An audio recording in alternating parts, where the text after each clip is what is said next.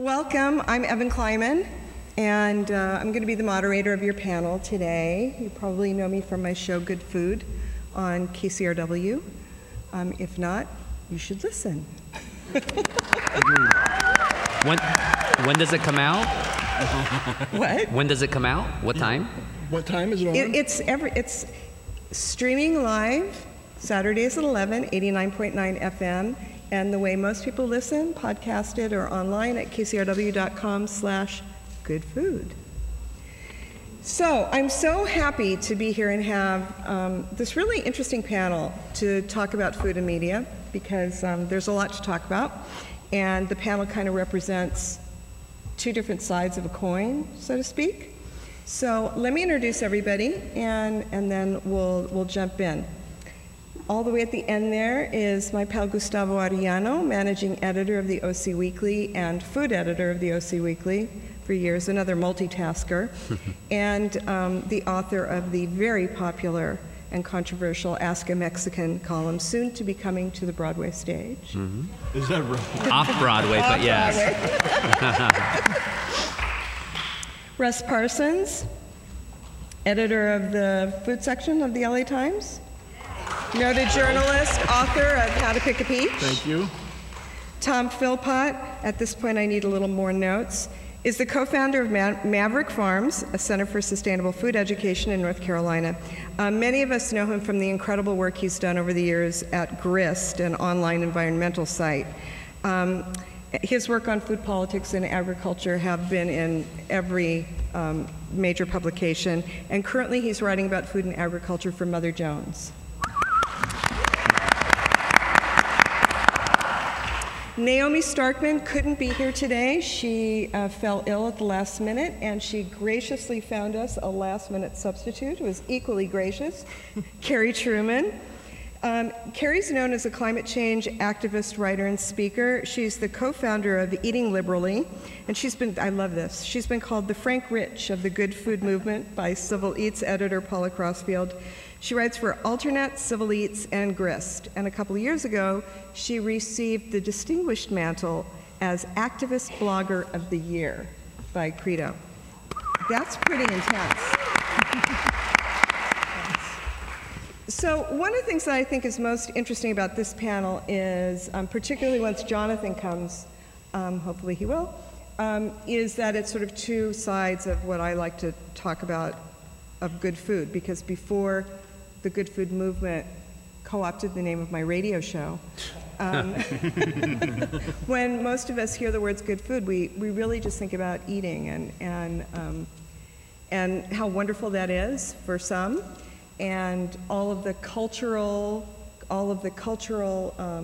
connotations that sitting around a great table with friends and family and good food brings us.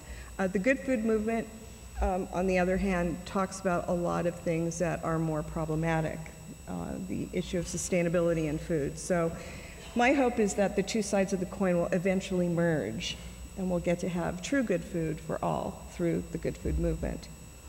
So I guess we have to start talking about new media and old media just for a little bit, since we have some old media people, some younger people who represent old media. Old people who represent old media. Yeah, Russ, why don't you just sort of start off by talking about what the huge change of internet, the explosion of the blogosphere, particularly as it pertains to food, what that's meant for your writing and how you report at the LA Times. Well, it's been really interesting for me, and it's kind of, I've got a very personal, intensive interest in this, because I was the food editor before for 4 or 5 years, and then became columnist, and then I was a columnist for 4 or 5 years. Now I'm back food editor again. And I can tell you that in that 4 or 5 years where I was kind of happily sitting at home and thinking about what I wanted to get interested in and investigating it and then writing it, the world changed. When I was food editor before, we had a website, and we thought that we were on the absolute cutting edge of website-dom, because we would take everything that was in the print section and put it on the website. And look, we have a website. Today, not only do we have the print section, not only do we have the website, we've got the blog is very active. And kind of the split of my time, which used to be 95% print, 5% web, is probably now, I would guess that probably 2/3 of my time is spent in either online or online related material or activities, and maybe 1/3 of it is the print. And the print edition is still kind of, it's the mothership, you know. It's like that's the pride of place, but the website is where most of the activity is, and it's where most of the exciting stuff is happening right now. You know, there's a downside, and instead of doing one job, I'm doing 3, or all of us are doing 3. The upside of that is that when I was food editor before, I was doing a job that had been done that way for 20 years, and everybody knew how you did this job. It's like, you know, here's how you edit, here's how everything was. It was just kind of, you know. There wasn't a lot of, there was creativity in the writing and in the story selection and, you know, all of that, but the format was the same as it had been for 20 years. Today, it's not unusual for me to go into a meeting and somebody say, well, why don't we do this? And it's like, holy cow. You know, it's like, it's a complete game changer. And so, you know, we're doing videos with so many of our stories now, things that we couldn't have done before. We're doing Q&As with the stories. All kinds of, like, you know, it's like the story itself is part, you know, is the big part. It's the hanger, but there's so many other things that come off of it, and it's the things that come off of it are that I find really creative and challenging, because it's almost like we're inventing what the form is going to be for the next 20 years or 40 years or 50 years or however long this thing lasts. So let me just take a minute to introduce Jonathan Gould, Pulitzer Prize winning food critic for the LA Weekly. Thank you, Jonathan. Glad to be here. So at the beginning, I sort of talked about how here represented on the panel, we have like 3 sides of a coin, or 2 sides of a coin. We have you and Gustavo, and Russ, too, who write a lot about food and eating food and the celebration of food in general that doesn't have, I don't want to say the word agenda, but doesn't have necessarily morality or an ethical underpinning to it. It's just sort of an across-the-board celebration of the act of eating, except it does delve into politics. Mm-hmm. Yeah. Yeah, I mean, I write about sustainability issues all the time. I mean, it's, people wish I would shut up about bluefin tuna. But no matter how beautifully it's ranched, that, you know, I'm always talking about, you know, ingredients being locally sourced and organically grown and sustainably done, and I'm always talking about sustainable meat. And it is true that when I go into, you know, a taqueria in Boyle Heights, you know, I know full well that they have the Smithfield boxes in the back that they've been making their carnitas out of pork that I personally wouldn't buy in a supermarket, and sometimes there's the don't ask, don't tell aspect of it. But I think it's almost impossible to be a responsible writer about food, to be a responsible writer about restaurants without taking a lot of those things into consideration. And I would say that the shark fin ban, and recently you did a tweet recently that you were in a supermarket in San Gabriel Valley. You were talking about how the shark fin area of the market had been decimated.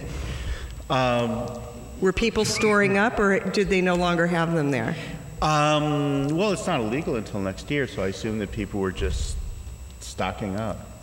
I wrote an editorial against shark finning for the LA Times about a month ago, and from what I gather, it was, you know, it did its job in letting it go through the committee. There was one state senator who thought it was discriminatory against Chinese, and he was the key guy on the Appropriations Committee, and he still voted no, but he didn't bottle it up in committee like everybody thought he would. And so now there is an actual ban on shark's fin in California starting in 2012, which I just think is remarkable. It is remarkable because I think it's sort of the first instance of media being used to a great degree to effect a massive cultural change, and that will filter down to regular restaurant goers who don't even, for whom the political conversation about food is nowhere on their horizon. Gustavo, can you see a day when we'll find sustainably ranched, grass-fed beef at our local taco truck?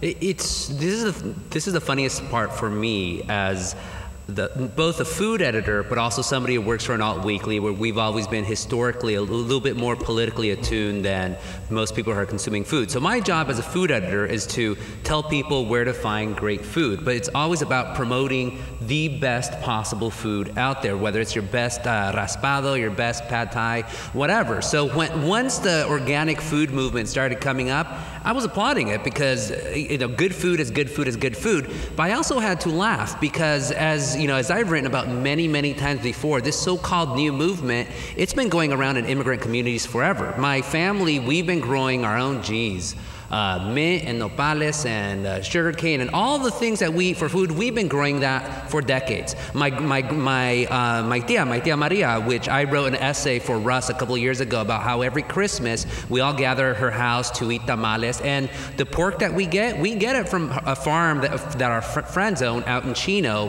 and Norco, and beef and all this. And she'll go to her backyard and she'll slaughter the pig on her own. She keeps all the blood. She makes a blood sausage out of this.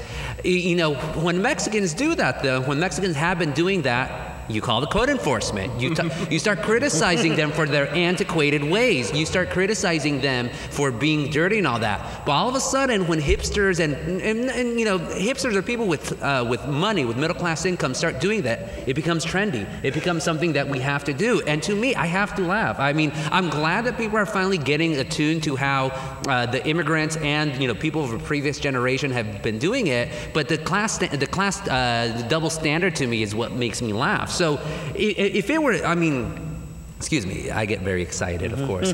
But that's why we love you.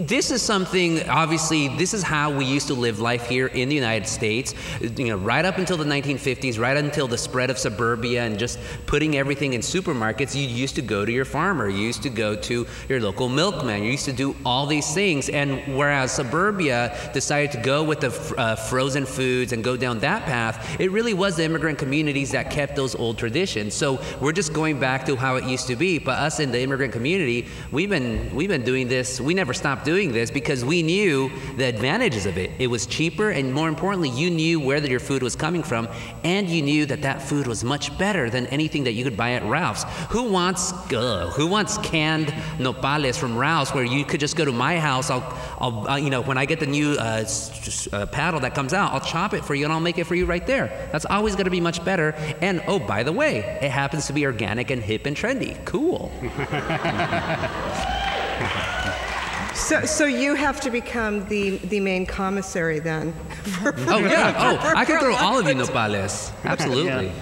Yeah. And it's interesting in Mexico itself. You go into, probably the slightly higher taquerias. If somebody's making carne asada and they're charging 10 pesos more for it, you can be damn sure they're going to tell you where the meat's coming from. Mm-hmm. That's what you're paying for. Absolutely. However, I watch people shop. So, there's a lot of food out there in smaller, lower-priced ethnic restaurants, not just Mexican, that comes from the juggernaut maw of the industrialized food system. And I'm just curious, from Tom and Carrie's point of view, do you still see this as a bifurcated argument? Not the argument that the good food movement is for the elite, because I do not believe that at all. I believe it's all about access. Yet there is, at this point in time, because of the scarcity of some ingredients, beef in particular, a big economic difference. And do you see a time that the demand will be such that the economics will allow real good food to percolate all the way down? Go for it. You've got the economics background. Okay. You take it. Well, I think, you know, the way that I got into this whole thing in the first place was, you know, I write about food politics, and I'm kind of known as kind of a fiery, criticizing corporations and writing sort of big picture pieces about how screwed up the food system is in various ways.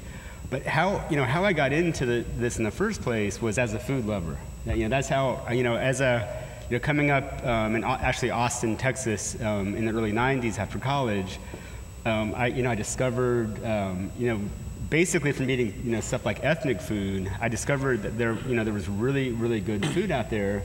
And I started to ask second order questions like, why do you have to seek out, in a place like Austin, why is almost everything that if you just walk into a restaurant, almost everything at that time was going to be pretty lousy food.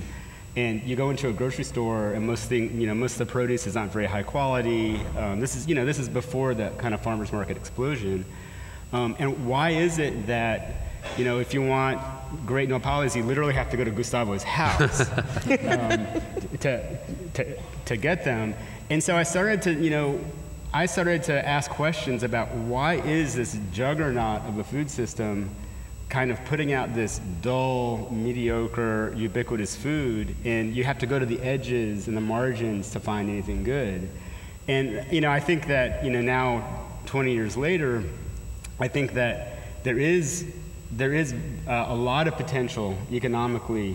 I think that the thing about the model of the sort of industrial food system is that it ends up being a very economically extractive model. And what I mean by that is in most communities, when people buy food, in most places when people buy food, the money that they're spending on food, and it's very inexpensive, is leaking out of the community.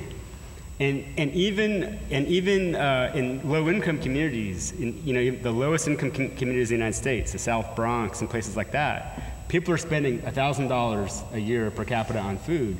And when you amalgamate that economic power, and you start thinking about, well, what if 10% of that income, or if those food expenditures, which end up being millions when you have enough people together in a community, what if 10% started to go to establishments in the area that were maybe buying from local farms and paying people a decent wage, and that money was staying in the community? What happens if it's 20%? And when you start thinking about it like that, the multiplier effect makes it start to make sense economically, and you start getting decent jobs in the community producing food. And we're seeing that in places, in the United States right now, like Brooklyn. There's some communities in Vermont where they've really organized the economy around food. And we're also, and it's not just hipster Brooklyn. It's there's like East New York Farmers Market in Brooklyn. Added Value in Brooklyn are in neighborhoods extremely low income, high levels of people living in housing projects, and they're actually growing food in the neighborhood, selling it in the neighborhood, and starting to build economic wealth. I think Will Allen was here last night, and he's innovated that in Milwaukee. And so when you start to look at it that way, I think that is the answer. I think that's how you start getting. You start developing a culture, redeveloping a culture where people are eating good food. And I think that even in the immigrant communities that Gustavo was talking about, and in other sort of marginalized communities in the United States where those traditions are really strong. Like I remember, I had an African American girlfriend in high school, and I had the extremely strange experience of going to her house. And there was a hog slaughter in her front yard, and it was called the Hog Pen District of Austin. That it was on its way out in the 80s. Now it doesn't exist anymore. But those traditions did stick around in those old rural communities. Mm-hmm. But 30, 40 years of economic stagnation, of people having to work more and more to stay even. has really eroded those cultures in the United States. And I think that, we need to figure out how to revive them. And I think the good thing is, I think it is happening.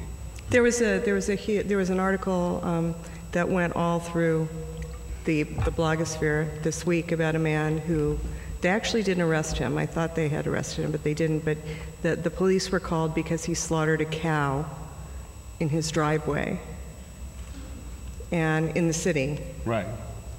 And he should have done it in the backyard, I think, maybe. So it might be coming back. Carrie, let's hear from you a little bit. Well, I'd like to quote my husband, Matt, who's fond of saying, if you're going to eat ethnically, you can't eat ethically. And that's what he likes to say when he's on his way down to Chinatown to get pork buns, because that kind of thing hasn't really trickled down. And I think, economically, I don't know that we're ever going to see, pastured, grass-fed, sustainably done meat available on the scale that you would need to be able to have it at, say, the local taco truck. I would love to see that happen. I think it would be a great thing, but I think probably a lot of the people here are aware that there are reasons why we have these artificially low prices for the convenience foods, the junky foods, and you have to really pay more for the quality ingredients. It takes more to produce them, and I don't know. It's not really a question of economies of scale. It's a question of what it really costs to grow healthy, sustainable food. And it always comes back to, like Tom was saying, people are having to work harder just to tread water. And you've got to look at the issue of stagnant wages. I think that's a factor. People are trying to stretch their dollars, and this is a really tough sell in this economy to be saying to people, well, you need to be willing to pay more for these kinds of products, but that unfortunately is the reality. As long as we have this system where we call fruits and vegetables specialty crops, and they are highly perishable, and they can be difficult to transport, which is another argument for doing things more locally, of course.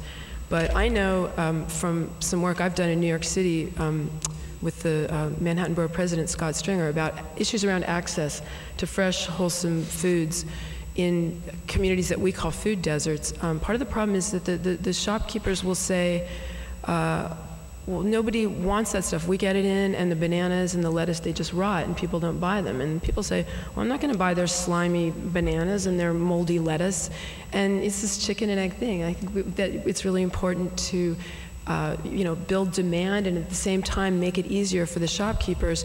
Their distribution system is such that the suppliers coming to them come with truckloads of things like soda and cigarettes and candy and potato chips and cookies, and they're not bringing them fresh produce. So this is like a whole system of distribution that we need to start thinking about how to tweak. Can I address the supposed dichotomy between ethnic and ethical for a second, because I was sort of half joking. I know you were. Okay. But I'm thinking, for example, everybody is known, every chef and every decent consumer is known in LA for years that if you want a good duck, you want a good chicken, you go to Chinatown. Yeah, but they're not kinder, gentler ducks and chickens. Define good. Good is good. It's another level of Dante's Bolgia, those chickens and ducks. Yeah, but they're still large. Let me have a specific example. There's the chickens I've been buying for the last couple years come from this Vietnamese grower who's, I guess, has moved his operation to the Central Valley, called Vicon. And he calls them heritage birds. They're not quite, but they're not, they're the usual, Cornish rock cross, but it's not Franken chickened out like 99% of the chickens in this country. Most of the poultry in this country is owned by a handful of companies, most of which are controlled by European pharmaceutical manufacturers who do not necessarily have, delicious chicken at the top of the list of what they want to do. But anyway, it's a good chicken. They're pastured.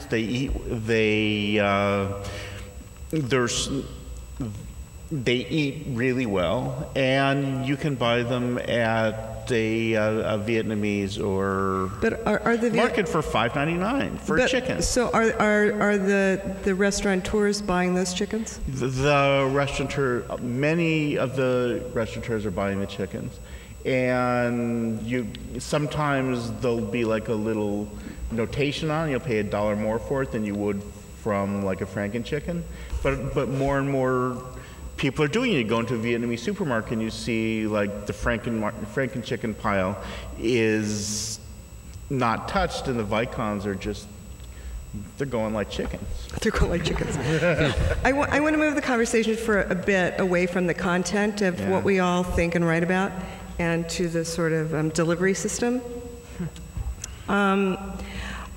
I'm curious, Tom and Carrie, do you think about what you do? Do you think of yourself as a journalist first or an advocate first?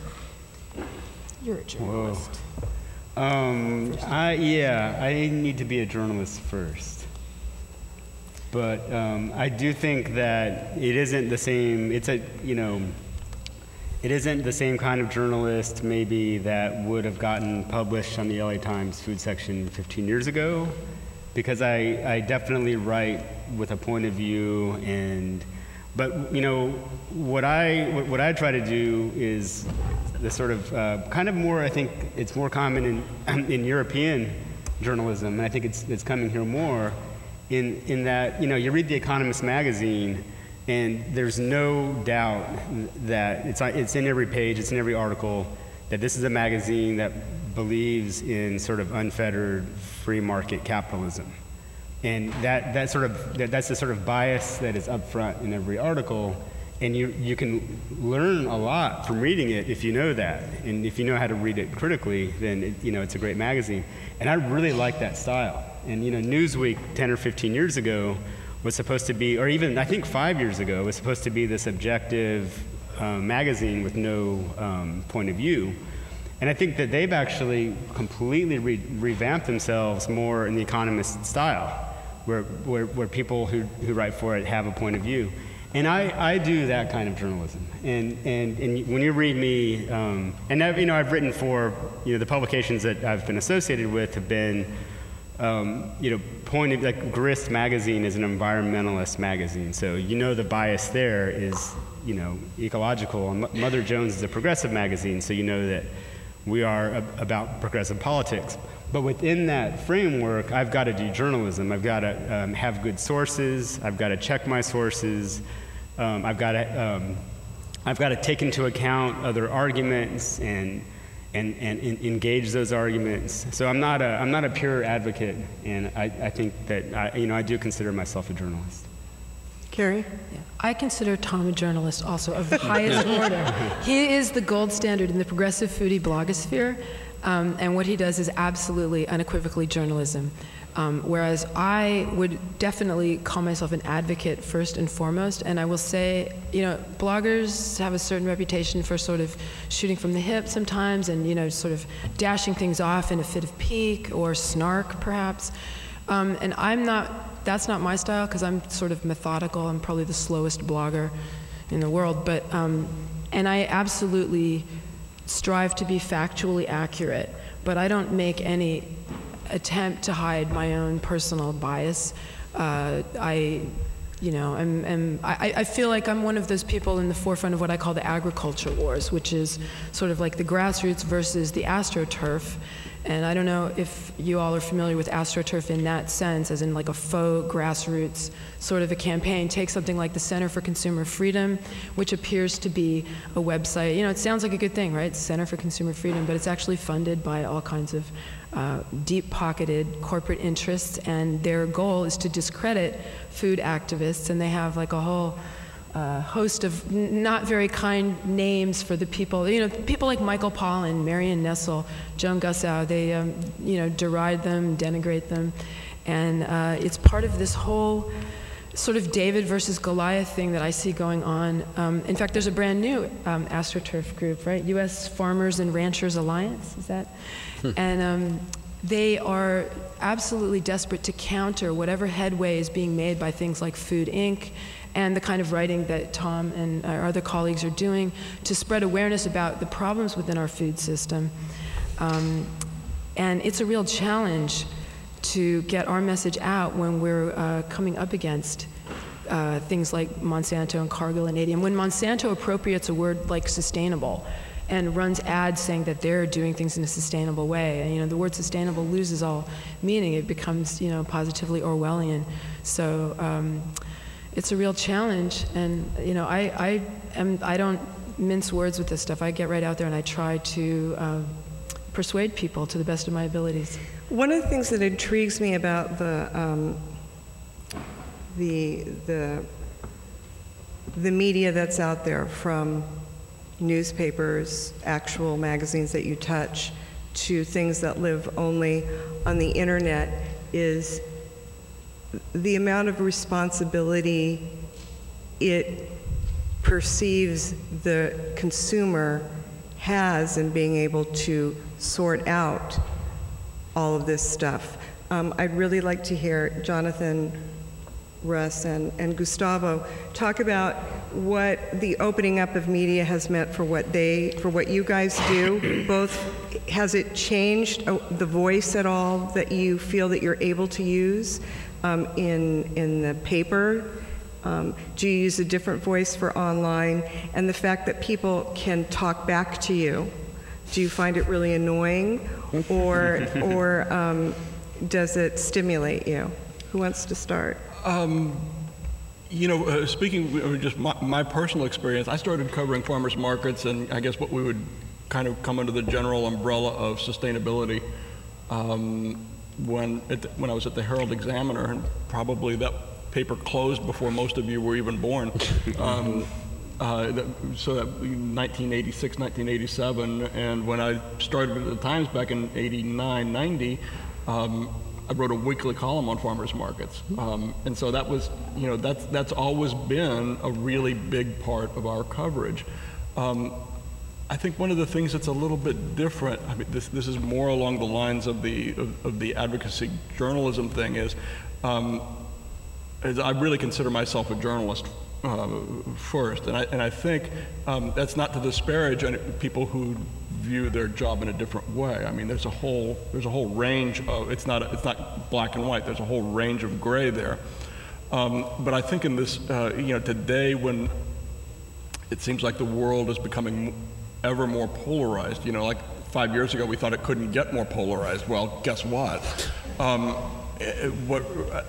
I think one of the things that journalists can do is not the kind of artificial fairness of saying, well, on the one hand and on the other hand, but that we can be kind of a clearinghouse for responsible opinion, or responsible views from both sides, and balance them.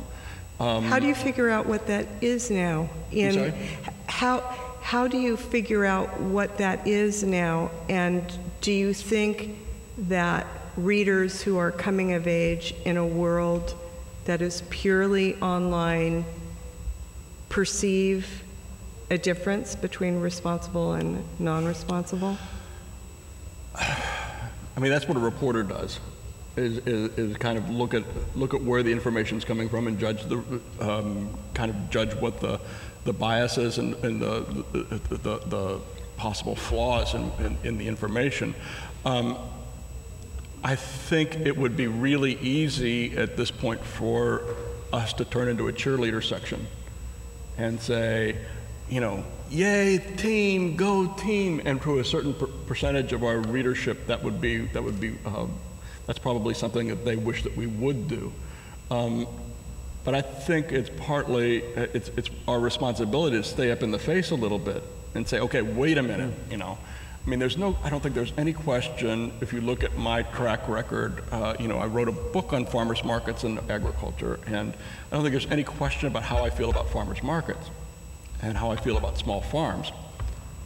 That said, to just say all of a sudden we need to switch to a small farm organic movement and let's go team, I think that'd be irresponsible. And I think that that somebody has to be somebody has to say, okay, well, wait a minute, it's like there are going to be costs that are associated with that. The green movement of the 1950s were well aware of the costs of the unintended consequences of that movement today. Those are the problems that we're dealing with. Don't you love that it was called the green movement? Talk about Orwellian. I know. Let's feed the world. Let's feed the world. Let's make feed the food world. cheap. Let's and cover the food land is with cheap. pesticides. And so to ignore the fact that some of the things that we might want to do, in our view, I'm parsing my words very carefully here. Don't. You can just improve talk. agriculture are going to increase costs. And so, 50 years from now, I don't want to be responsible. 50 years from now, I'll be safe, probably, but 20 years from now, let's be optimistic. 20 years from now, I don't want to look back and say, if I had done a better job 20 years from now, maybe food wouldn't be priced out of the reach of common people, or people of lesser economic status, because I think that's I want to be able. I want us, as we move down this highway, I want us to be able to look and say, okay, now, what could possibly go wrong? Because the situation that we're in now is because people didn't ask those questions in 1945 to 1955. What about you, Gustavo? Do you feel now that you're the managing editor? We've always considered ourselves yellow journalists, always. And what I mean by that is that we are very fierce. You're a brown journalist. I'm a brown journalist, right?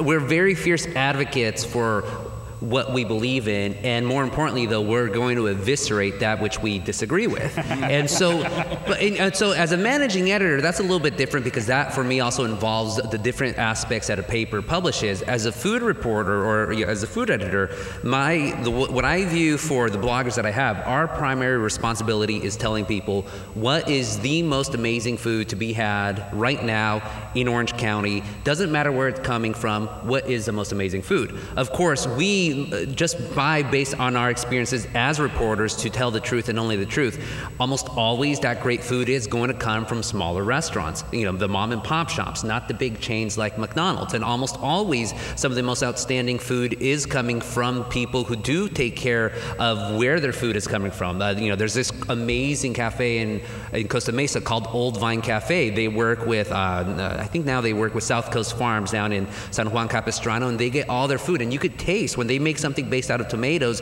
you could taste those heirloom tomatoes. And not only is it being they're being sustainable and playing the right game, but it's also amazing food. So you tell that to our readers, hey, this is amazing food, and by the way, they have this and that. However, at the same time, it's our responsibility to let people know if there is something that we don't like. If and I always have this issue, oh my God, it's such a shame. You think, we're not weekly, so somehow we have, an amazing audience, and we do have a lot of great readers, but every year we have our Best of OC Weekly poll, and so there's a category for the best Mexican restaurant, and we, all of us on our team, we love Mexican food, and we find the best hole-in-the-walls in Orange County, from Hidalgo-style restaurants that sell barbacoa and even michiote to Oaxacan style and all that. And every single year, what is ranked by our readers as the best Mexican restaurant in Orange County is a place called Javier's in Crystal Cove. It's one of the, let's put it this way, that's the main hangout for the Real Housewives of Orange County. Now, this is our readers.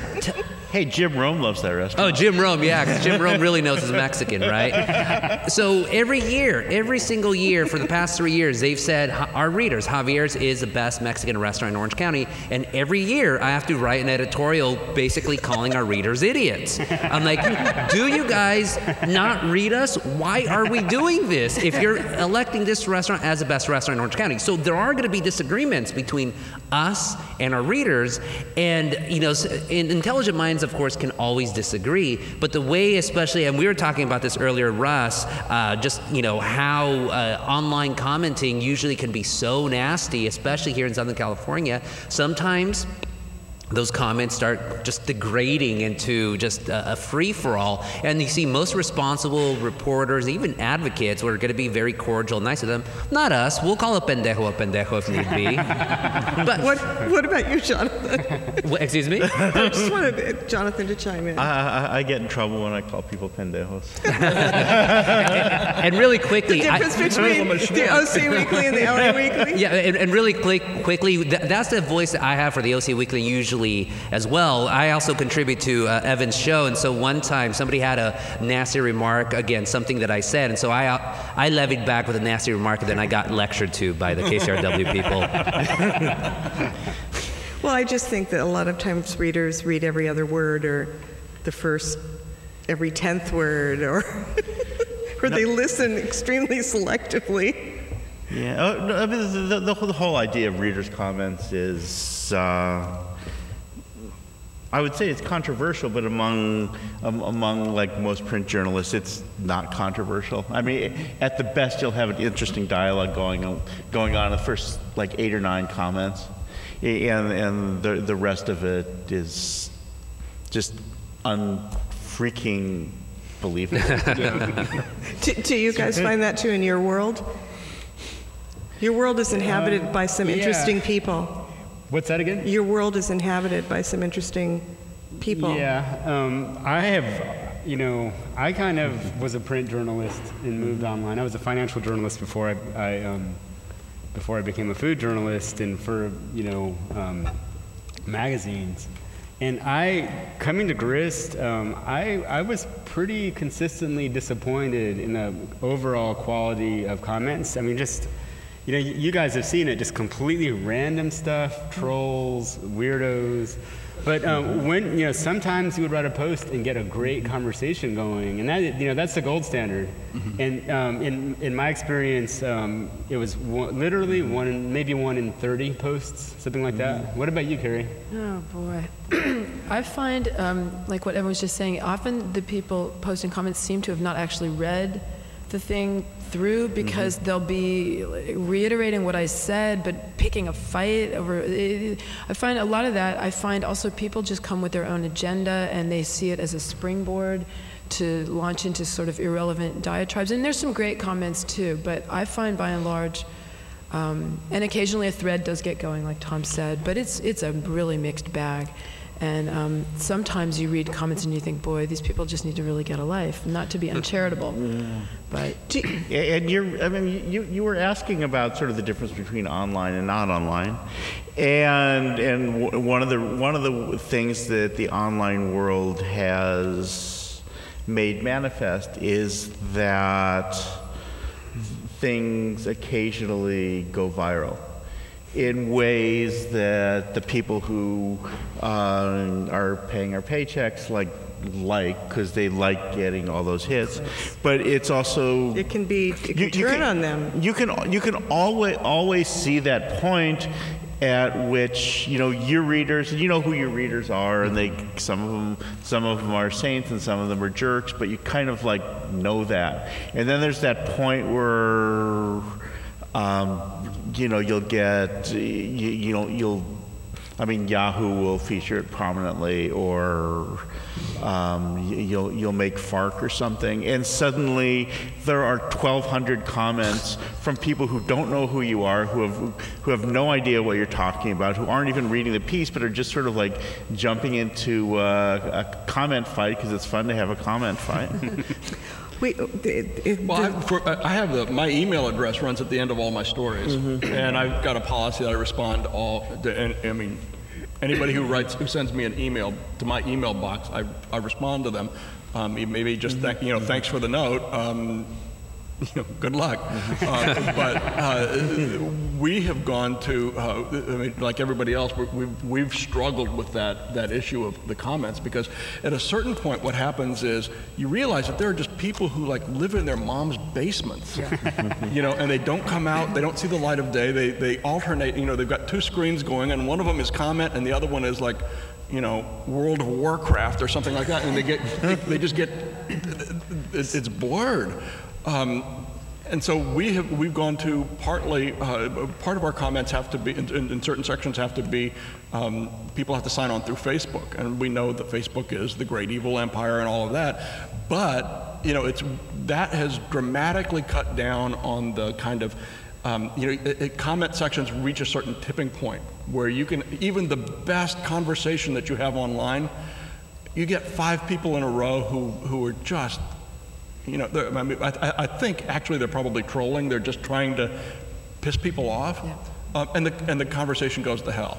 And that's kind of reduced, going in through having people have to at least have a consistent identity, even if it is a fake identity, has reduced the amount of kind of like just the blatant trolling that goes on. Yeah, Tom, I'm always amazed in Mother Jones, right, which is a progressive magazine. You think be read by progressive people for progressive reasons. And those comments, I mean, there's like sometimes 2 or 3 good ones, and like, bam, the people from the corner take over. It's like, where do they come from? Why are they hanging out there?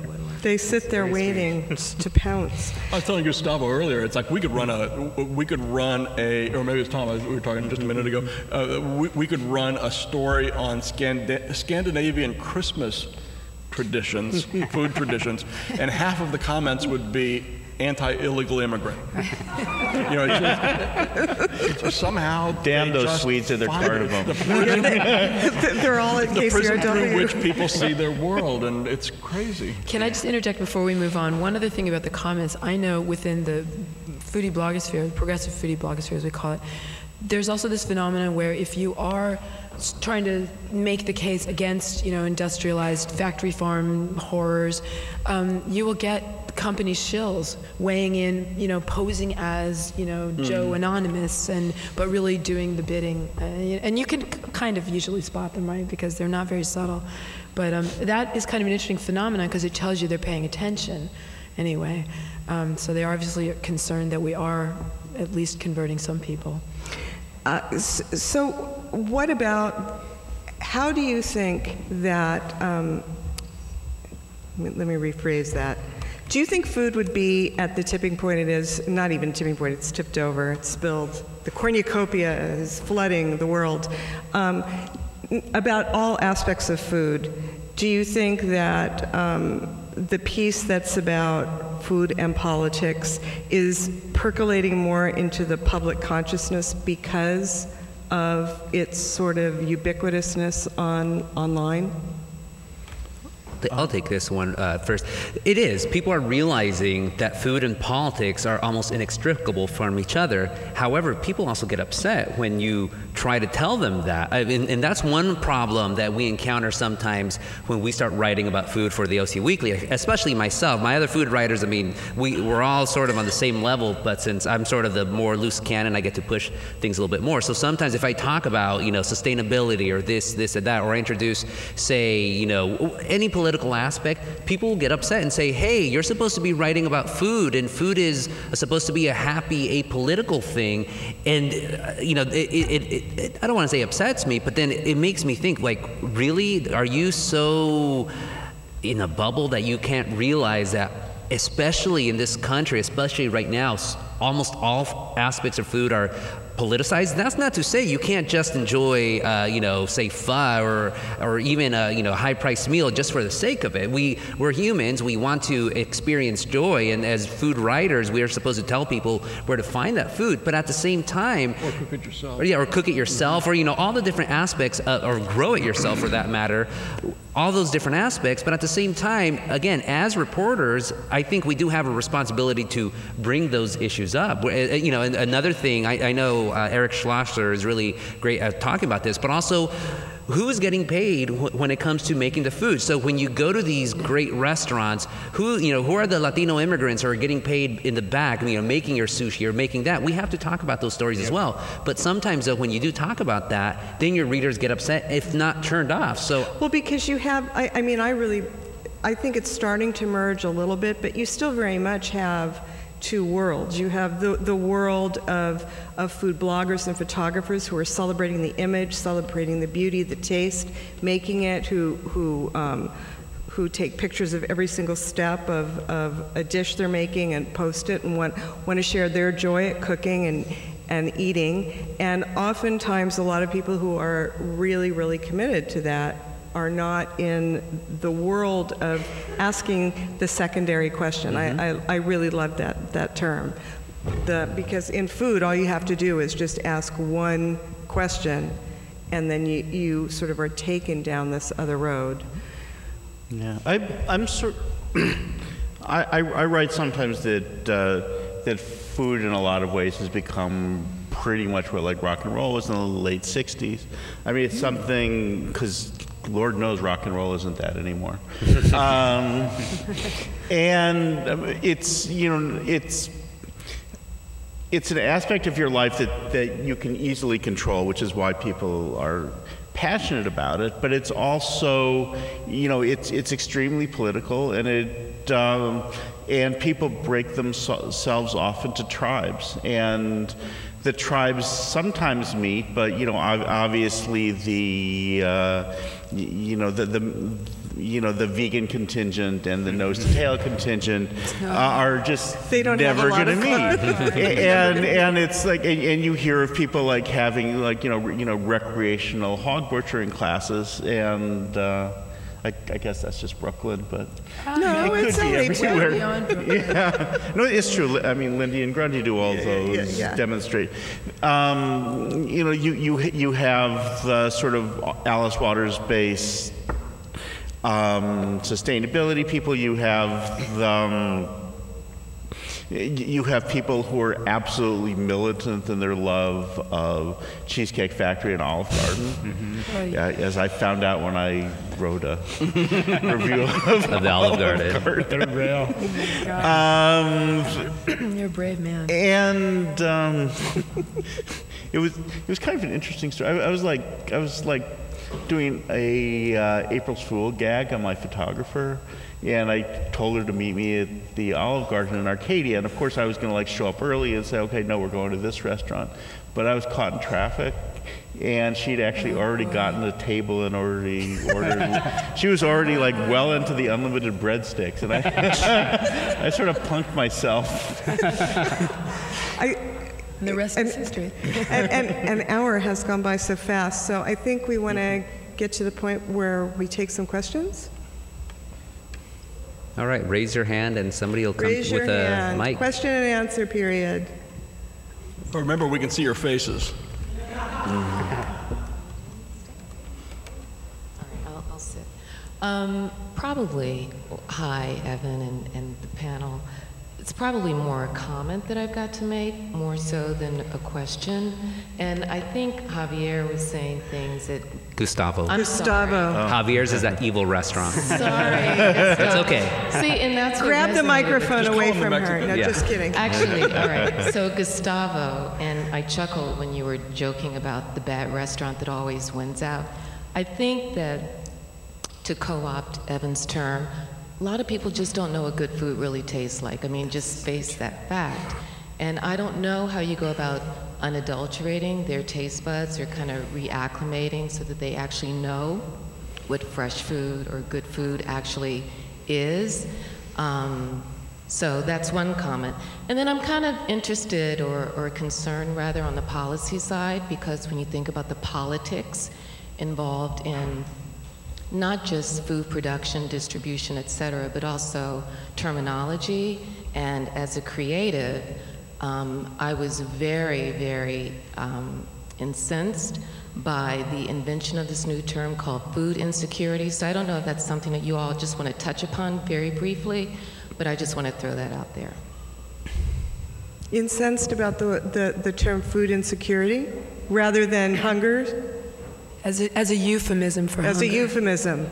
Yep. Yeah. Yeah, distancing from the reality. Yeah. Though it must be said that the idea of food security comes very much from the people who, I mean academics obviously, but the people who are working the hardest to eradicate hunger. Yeah, it's true. And that, and there's a difference. I mean, hunger is an actual physical sensation, and food insecurity is you have no idea where your next meal is coming from. And it also encompasses the idea that it's a systemic problem. It isn't. It's a problem of access. I mean, we all talk about access a lot.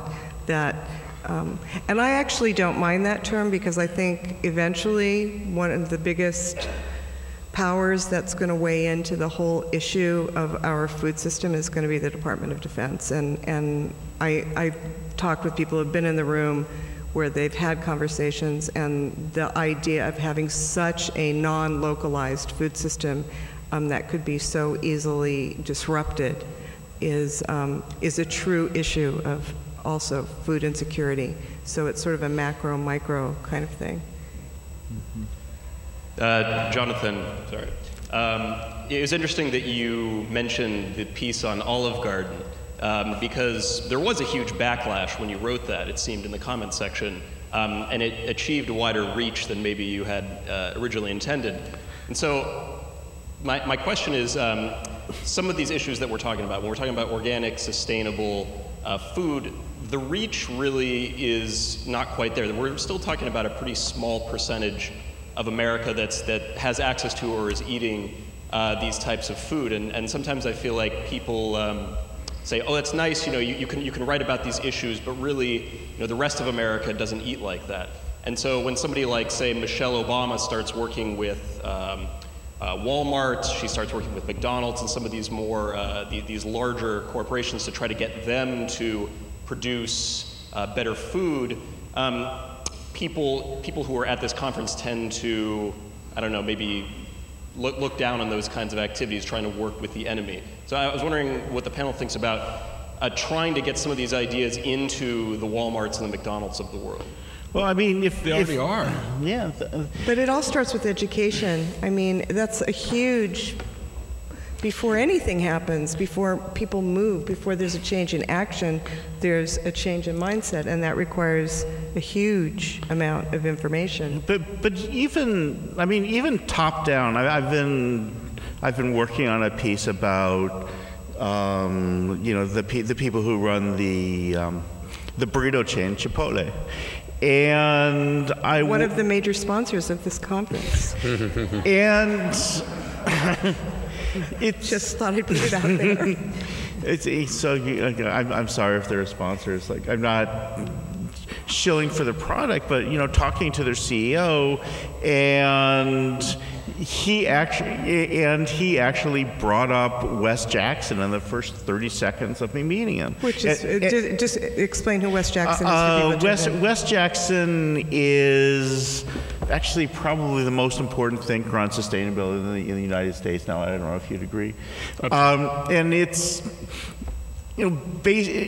basically, in a nutshell, something between 80 and 90% of the actual calories that we eat in this country arise one way or another from the vast grain production in the Midwest grain belt, and the sort of prairie topsoil developed over thousands and thousands of years is being washed into the Mississippi at a really alarming rate, and because we're trying to replenish it with all kinds of chemical fertilizers and with all kinds of petroleum intensive machinery, and so go back to anyway, his idea is making a sustainable prairie, which will solve probably more of our food problems than all of the organic food orchards in the country times probably 100.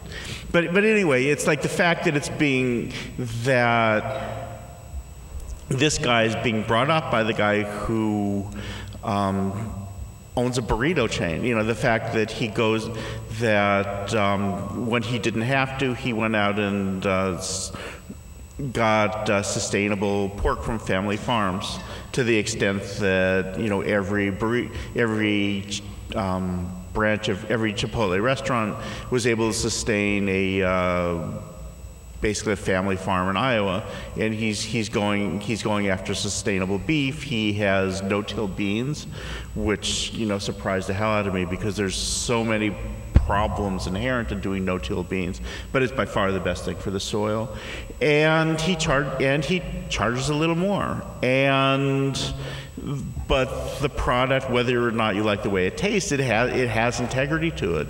And he's showing that it is possible to do exactly what you should be doing for the earth on a big national scale, as opposed to, doing it in a 40-person dining room in Berkeley. Well, I think Walmart does have organic vegetables in its produce department, but I think that raises another question of what does it actually mean? Does the fact that it's organic then obviate all of the other problems that come with it being in Walmart, or the fact that it has to be grown at such a scale that Walmart can reasonably supply it? I think what we're getting to the point here is getting below, getting past the slogans. Getting past the one-word description of local or organic or sustainable for whatever those words mean, and you have to look at how the whole system is operating. Yeah, but on the other hand, if you have Walmart selling organic lettuce, it's huge. It's huge, but does it taste any better than conventional lettuce? And I know that it's that the term organic has been horribly twisted, and the standards have all been written to favor, big organic, the Horizon Milk and the big conglomerates whose stuff you see at Whole Foods, and made it extremely hard for the small family farmer who can't afford to, hire the one person full time that has to do the paperwork in order to conform to the organic standards. But still, it's better than what it would have been. The way I would answer the question is that, it's, Walmart or McDonald's moving to better practices is necessary but insufficient, because a lot of the, it's great if there's a lot of in processed food, which is still what Walmart makes most of its money on. There's stuff like trans fats that are obviously really damaging, and the FDA should have come down those years ago. And if Walmart is going to cut down on trans fats, then that's going to make in its processed food, and it's going to use its power, its incredible market power over its suppliers to say, eliminate it or put 10% less. That's fantastic. But, I still think that Walmart reforming itself at the margins, or McDonald's reforming itself at the margins, shouldn't sap energy from this movement to create other institutions that do what I was talking about before, and that's build, use food, make food something that actually builds wealth in communities. And I think that, something like Chipotle buying, what I understand what Chipotle does a little bit is that it sources regionally, and so when you go to a Chipotle, maybe the pork it comes from that region, and so there is a bit of building wealth in that community. But I think we still need to work really hard on creating these institutions, like I was talking about before, like Will Allen's project. And ironically enough, Will Allen's project, which is Growing Power, have you guys heard of it? It's pretty amazing. It's a pretty amazing program in Milwaukee where they're using urban, high intensivity urban organic agriculture to grow food in the area and to create jobs in the area, bringing incredibly high quality food into an area that otherwise would be shopping at corner stores and providing jobs. And he's been kind of this sort of ambassador and model, and other NGOs across the country and small businesses are mimicking his model, and it's working out really well. And to bring this whole thing full circle, Growing Power just accepted $1 million grant in the last week from Walmart, which has caused a lot of tension in the quote unquote good food movement. And so I think that there's a lot of gray areas, but I don't think that we should rest easy that Walmart is going to make an effort to buy local. And the thing about that I have never really figured out is That company, it's the biggest private employer in the world. It's the biggest retailer in the world. Its annual revenues are measured in the hundreds of billions of dollars. And it got to that point, you know, the whole business model was always squeeze the supplier. How can we get this bottle of water to be 10 cents cheaper? We're buying so much water that we're going to stop buying your water unless you lower the price. That has always been the model that it's used. And what does it mean to you know, is it going to change its culture when it buys local? Is it going to squeeze local suppliers? Because if it does, you're going to see the same kind of consolidation that you've seen in every other food and agriculture market. And they say that they're not. They say that we're not going to demand the lowest price possible. But that would be a major divergence from their business model. You know, it's interesting that you're saying that. I'm sorry to interrupt, but a couple of years ago I was doing a story and talking to some farmers, and they had just signed contracts with Walmart. And I said, oh man, that must have been, and they said, no, we love it. You know, and the reason was because it's a different ag model than the commodity model. In a commodity model, typically you grow it and then you take it to the packing shed, and then you find out how much it's worth or not worth. With the Walmart model, the prices were lower than they might have been at the commodity, but they signed guaranteed contracts, so that the farmer knew that he was going to be getting this price this week, next week, and the week after. If it rained, he was getting that price. If there was a drought, he was getting that price. If he had a bunch of it, he was getting that price. If he had a little amount, he was getting that price. But it really, for them, it was a big step towards security. Yeah, and I think for mid-sized farmers, that could potentially work.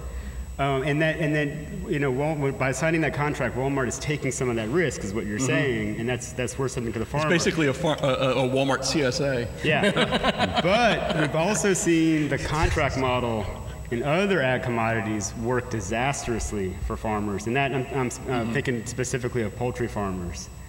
And basically almost all the chicken, the Franken chicken that Russ is talking about, that Jonathan was talking about earlier, all that is grown on contract, and those contracts have been used as a tool to basically grab control of the poultry farming market into those gigantic companies. It doesn't have to work that way. No, and to me, where it starts is with us, because we can talk about about Walmart squeezing its producers, and we can do it.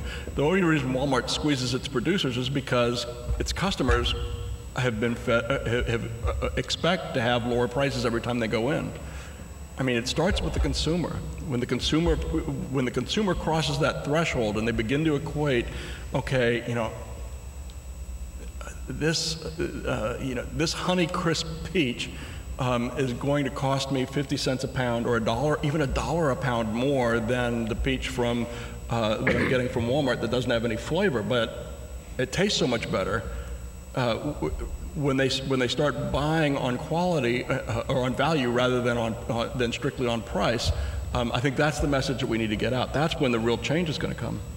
I think we're at a point where we have to come to an end